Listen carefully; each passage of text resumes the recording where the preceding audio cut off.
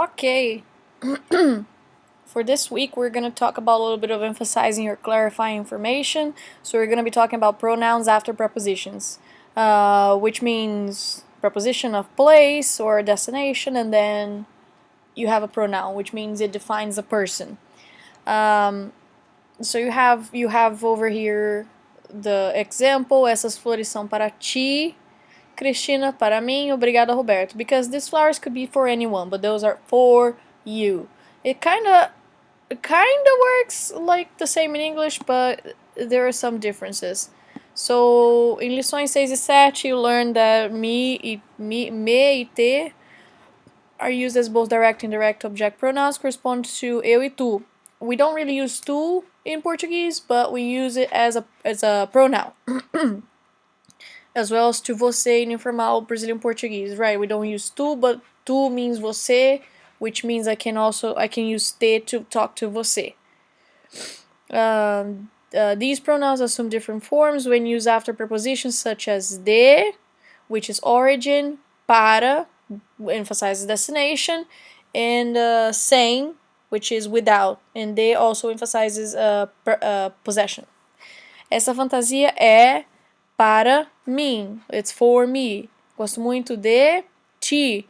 The only thing that changes is these will change because they come in the end of the sentence, basically. So they're coming after a preposition, they're coming in the end of the sentence, so they're going to change to different words, but they mean the same. They said the same things. Pronouns corresponding to other persons have the same forms after prepositions as the subject position. Ele, ela, você, nós, eles, elas, except, mim e ti. Remember that the preposition de contracts with ele, ela, eles, elas. Ele não quer ir sem ela. Elas pagaram por nós e por você. Patrícia não gosta dele. Ele plus de. If it was eu or tu, mim or ti, but any of the other people, you're just gonna use it as regular people. The preposition com forms contractions with some pronouns because why not? Portuguese is savage. To express with me, we use comigo. To express with us, use conosco.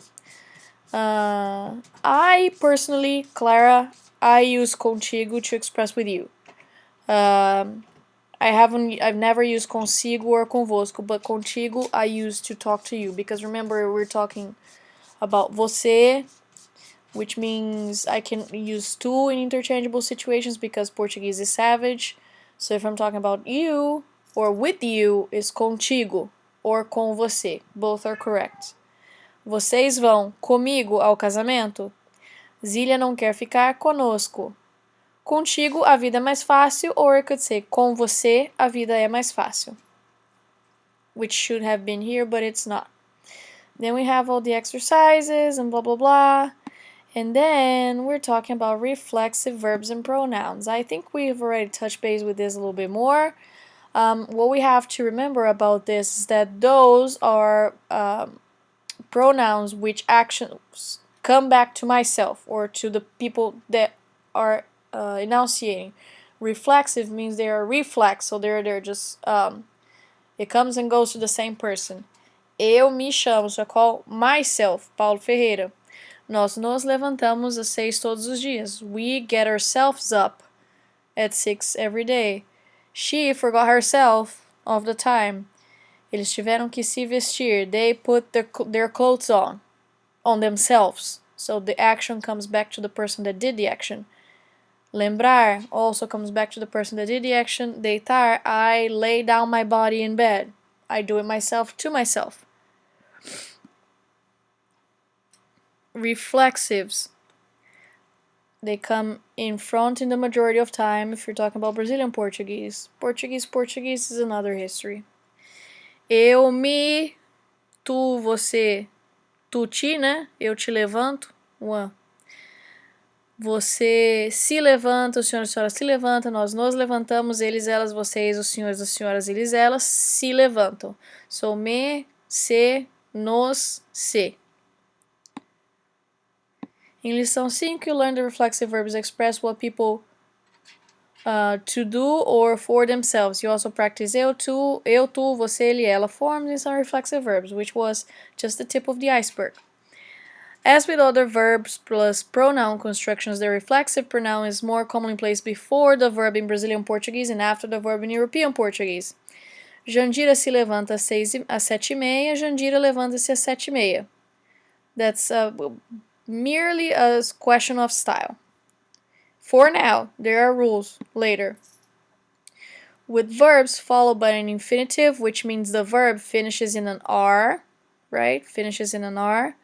Place reflexive pronouns after the infinitive attached with the hyphen, or between the conjugated verb and the infinitive, because generally, whenever we have a verb that comes with an infinitive, there is another verb in front of it that's conjugated. Portuguese has these constructions in which they use two verb constructions, so the last verb is infinitive, which means you don't mess with it, and you always conjugate the first verb. So if you have those constructions, the reflexive pronouns can come in the middle or in the end. This is weird. We don't do this. Either way is correct in Brazil and Portugal too, because they're going to know what you're talking about. Those two are very correct, but only if you have two verbs. In between two verbs goes the pronoun. If you only have one verb, before. In Brazilian Portuguese, with the present progressive, which is conjugated verb plus something else, a verb with NDO. Same case as this, but the ending of the verb is different. Place reflexive pronouns between the conjugated verb of estar and the present participle, or place them after the present participle with a hyphen. Estou me sentindo muito bem. Estou sentindo-me muito bem. Same case, just different ending of a verb. In European Portuguese, we don't care. Some verbs change meaning when used reflexively. However, in informal Brazilian Portuguese, all the following verbs may also be used non-reflexively without any change in meaning. Chamar, chama-se. Because Brazilian Portuguese is very savage, we have rules, but we don't really use it. You can say eu me chamo or eu chamo. Eu deito or eu me deito. Eu despeço ou eu me despeço. Eu divirto ou eu me divirto. So see, those are used with the reflexive pronouns and those are not. But they don't change meaning in Brazilian Portuguese. Why? Because God wanted to. I don't know.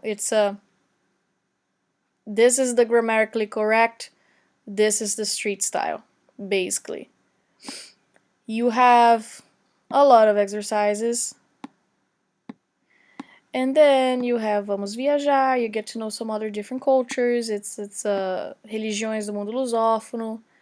Mundo lusófono is wildly permeated by Catholicism and syncretism with African religions, which is very cool. Read on that.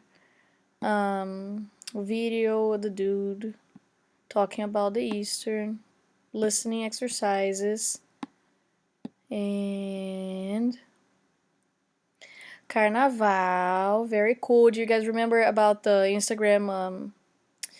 Instagram profiles that I suggest to you guys? Go check on this. So read all of this and go check on those Instagrams that I suggest to you. If you haven't seen them, it's on the e-classroom board that we have. And then you can see a little bit more close what happens over there. Writing, and then culture. O Centro e Norte de Portugal. Check it out, or read it all out, both pages,